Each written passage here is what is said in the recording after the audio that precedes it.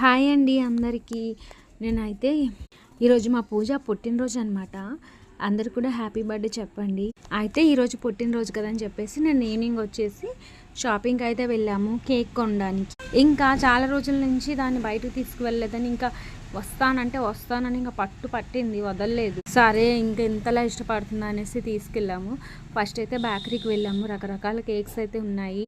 Dry fruits అవి ఉంటే తినదనమాట, ఏదైనా ప్లెయిన్గా ఉంటే తింటుంది. ఐస్ క్రీమ్ అయినా సరే ఇంకా దానికి ఇష్టమైన కేక్ కొందామని చెప్పేసి హనీ ఆల్మండ్ అయితే తీసుకున్నాము. తర్వాత ఇక్కడ రకరకాల క్యాండీస్ అవన్నీ చూసిందనమాట. ఈ చింతపండు క్యాండీ, మ్యాంగో క్యాండీ ఇవన్నీ కూడా, అవి కూడా నాకు కూడా ఇష్టం. అవి కూడా కొన్ని తీసుకున్నాను.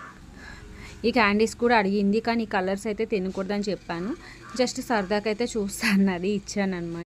చాలా అంటే చాలా చెప్పిన మాట అయితే వింటుందండి. ఇలా వస్తుంది, కానీ ఇది కావాలని పట్టడం, ఏడవడం అది ఏది కూడా చెయ్యదు. కానీ బయటకి ఎక్కడికి వెళ్ళినా సరే నేను కూడా మీతో వస్తాను అంటది. అలాగే ఈరోజు నైట్ కోసం అయితే బెలూన్స్ తీసుకున్నాము.